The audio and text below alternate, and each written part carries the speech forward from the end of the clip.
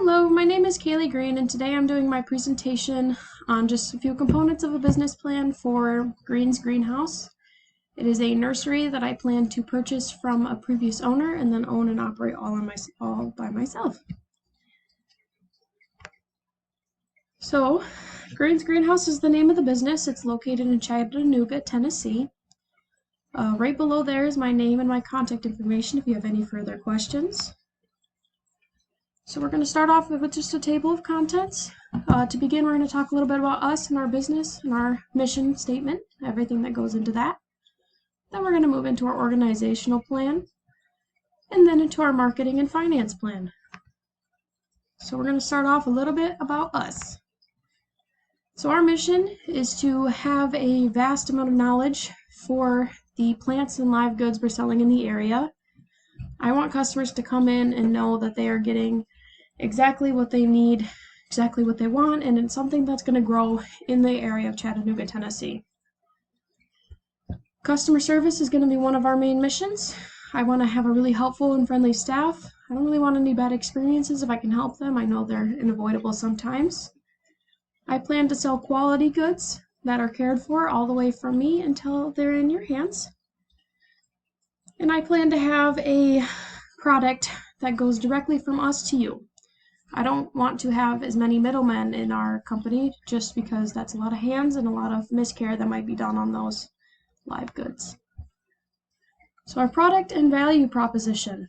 I plan to purchase the existing greenhouse in Chattanooga, Tennessee. Currently, the product that's being sold at this location includes locally produced goods such as pots, yard art, different starting kits, different gardening equipment such as hand tools, gardening carts, knee pads, sprinklers, multiple gardening mediums such as mulch, soil, manure, perlite, and vermiculite, certified goods of shrubs, trees, annuals, perennials, and houseplants. I intend to continue serving the local market in this area and become an expert in this zone. I will work closely with my customers to uncover their needs and sell them their entire project. There are recent growth trends in this concept of buying from a small business, as well as the idea that your product is farmed to home and cared for during every step in that process. My customer base will be purchasing from a small business owner with experience and knowledge in their interests. Our business is entirely focused on one section of these big box stores. So here is our SWOT analysis. Our strengths: we have low and increasing level of assistance, low imports, low customer class concentrations, blossoming demand for nursery and garden stores. There is a rising per capita disposable income and private spending on home improvements that have enabled retailers to remain profitable in the nursery and garden store field. On to our weaknesses. There is an existence of networkers between retailers and suppliers, so it makes it difficult for new entrants. All new entrants will compete with well-established stores and existing supplier contracts and downstream market relationships. According to IBS World, nursery and garden stores are highly fragmented. The industry is small and independently owned, resulting in a low market share concentration. There are relatively low barriers to entry, enabling family-owned and operated stores to dominate specific geographic markets. There is a high competition and a high product and service concentration. On to our opportunities, we have a high revenue growth between 2023 and 2028 expected, a per capita disposable income, affiliate relations with local businesses, expansions of property and growing areas, and continually growing interest in houseplants and gardening alternatives. Our threats is that we have low outlier growth, low performance drivers, and relatively low revenue growth between 2018 and 2023. Even though we are on the uprise from there, there's a low growth period between there.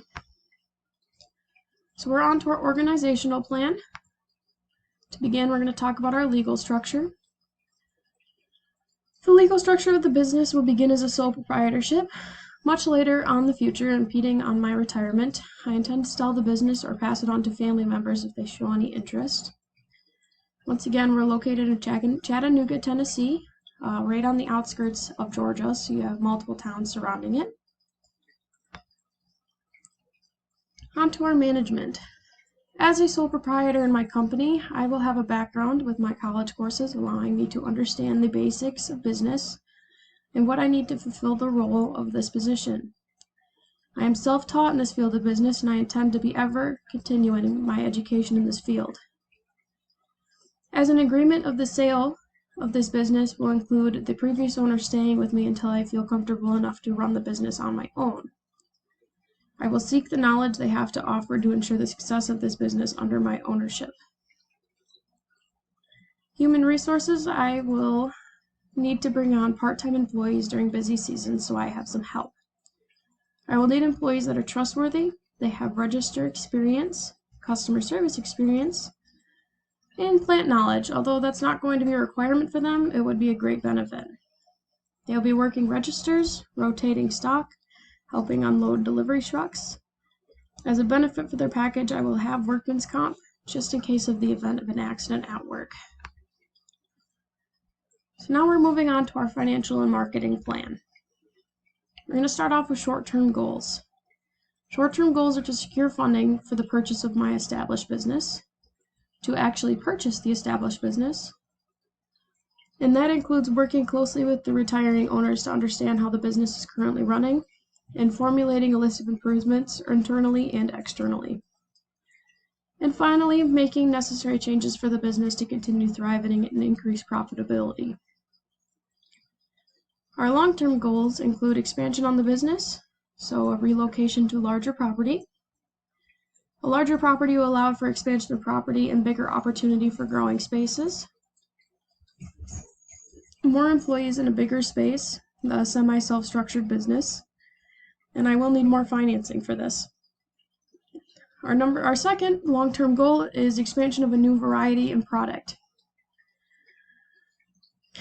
With the purchase of the established business, there will be tried and true products that are sold. Addition of new products in production, such as a hydroponic starter kit or an aquaponic starter kit, I can appeal to a larger and a new customer base, essentially, seeing how well I do in the area. This is our monthly sales projection. It starts off with our expenses, with loan and property being about $3,000 a month yearly for 36, taxes being about $3,000 yearly for 36. Insurance will average around $124 a month yearly to $1,488. Water is a big expense for a greenhouse, so $250 a month for that one, yearly about $3,000. Electricity is about $170 a month. That'll be yearly about $2,040. Maintenance is $150 a month, yearly to about $1,800. Internet and phone plans can be combined, and they're $94 a month, yearly out to $1,128. And just office expenses and like general expenses is about $80 a month, and that'll be yearly about $960. So monthly, it'll be about $6,868 in expenses, and yearly about $82,416. Now we're going to move on to what I will charge for live goods. I broke it down into this portion to base my sales off of, just because there's such a wide variety, but I figure that this will be majority of what I'm selling at this greenhouse. So it goes between trees, shrubs, houseplants, annuals, and perennials, and the average dollar amount for each of those, because obviously they're going to be charged differently depending on like age, variety, and everything like that. And then I added them all together and got the average price per live good, so it's going to be $36.50. That's what I'm basing my sales off of, is $36.50 per live good. So with our average production price being about $7.30 per plant, this is our variable cost. It'll go into the pot, the nursery pot, the plant, the labor, and the soil that I'm using, and the watering time. And our average sale price per plant being $36.50.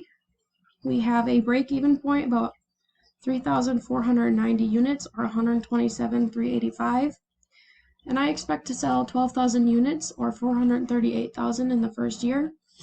Once again, this might be based a little high depending on just the transition into the new business, the new ownership of the business. For our promotional strategy, I'm going to utilize personal selling and utilize networking, such as local events, just to meet and greet with everybody and get to know them really well, connections to local businesses, and knowledge to back my product base. I also plan to use public affiliation, such as donations to nursing homes or donations of gift cards or arrangements or plants for auction and raffle events. I plan to also utilize modern day technology such as Facebook, Instagram, Twitter, TikTok, and Snapchat to help sell my goods. With the times changing, a lot more people on social media, pretty much a vast amount are, and I feel I can reach my appropriate customer base going that method with it. So thank you for listening to me. If you have any questions, you can call me at my phone number right there or my email.